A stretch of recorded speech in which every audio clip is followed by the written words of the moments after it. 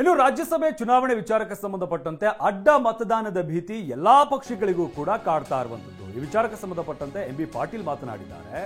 ರಾಜ್ಯಸಭೆಯಲ್ಲಿ ಅಡ್ಡ ಮತದಾನ ಮಾಡೋದಕ್ಕೆ ತಾಕತ್ ಬೇಕು ಅಂತ ಹೇಳಿದ್ದಾರೆ. ವಿಜಯಪುರದಲ್ಲಿ ಸಚಿವ ಎಂಬಿ ಪಾಟೀಲ್ ಈ ಬಗ್ಗೆ ಹೇಳಿಕೆ ನೀಡಿದ್ದಾರೆ. ರಾಜ್ಯಸಭಾ ಚುನಾವಣೆಯಲ್ಲಿ ಬಹಿರಂಗ ಮತದಾನ ಇರುತ್ತೆ, ಮತದಾನ ಮಾಡಿದ್ದನ್ನ ತೋರಿಸಲಾಗುತ್ತೆ, ಅಡ್ಡ ಮತದಾನ ಆಗಲ್ಲ ಅಂತ ಹೇಳಿದ್ದಾರೆ.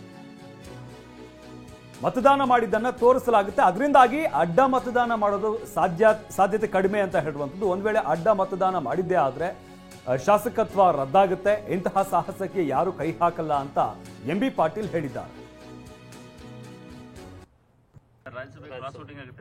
ಯಾರಿಗೆ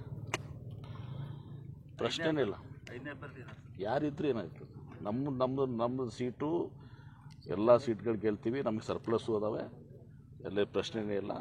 ಮತ್ತು ಇದರಲ್ಲಿ ಎಲ್ಲರೂ ಕೂಡ ತೋರಿಸೋದಕ್ಕೆ ಹಾಕೋದಿರ್ತದೆ ನಿಮ್ಮ ಅಬ್ಸರ್ವೇಷನ್ ಅಂತ. ಸುಮ್ಮನೆ ನಾವೆಲ್ಲರೂ ಕೂಡ ಇರಬೇಕು ಅಂಥೇಳಿ ಶಾಸಕಾಂಗ ಸಭೆ ಅದ ಕೂಡಿರೋಣ ಅಂತ ಮಾಡಿದೆ ಅಷ್ಟೇ. ಬಿಟ್ಟರೆ ಅಲ್ಲೇನು ಕೂಡ ಇನ್ನೂ ಒಂದು ಎರಡು ಓಡೇಟ್ ಎಕ್ಸ್ಟ್ರಾ ಬರ್ತಾವೆ, ಕಡಿಮೆ ಬರೋಂಗಿಲ್ಲ. JDS-ನಿಂದ ಆಗ್ತದೆ ಅನ್ನೋದು ಕನಕೂರು ಶಾಸಕ ಅವರು ಈ ಕಡೆ ನೋಡೋಣ ಅದನ್ನ ಏನಾಗ್ತದೆ. ಕಷ್ಟ ಇರ್ತದೆ, ಯಾಕಂದ್ರೆ ಏನಾಗ್ತದೆ, ಇಂಡಿಪೆಂಡೆನ್ಸ್ ಒಂದು ಹೊರತುಪಡಿಸಿದ್ರೆ ಯಾರು ಡಿಸ್ಕ್ವಾಲಿಫೈ ಮಾಡ್ಕೊಳಕ್ಕೆ ಹೋಗ್ತಾರೆ ರೀ? ತಮ್ಮ ಶಾಸಕ ತಾನು ಡಿಸ್ಕ್ವಾಲಿಫೈ ಆಗ್ತಾರೆ ಕ್ರಾಸ್ ವೋಟಿಂಗ್ ಮಾಡಿದ್ರೆ. ಕ್ರಾಸ್ ವೋಟಿಂಗ್ ಮಾಡಿ ಏನಾರು ಅಡ್ಡ ಮತದಾನ ಮಾಡಿದ್ರೆ ಅನರ್ಹ ಆಗ್ತಾರೆ. ಅನರ್ಹ ಹೋಗಿ ಇಲೆಕ್ಷನ್ಗೆ ಹೋಗ್ತಾರೆ ಯಾರೇ.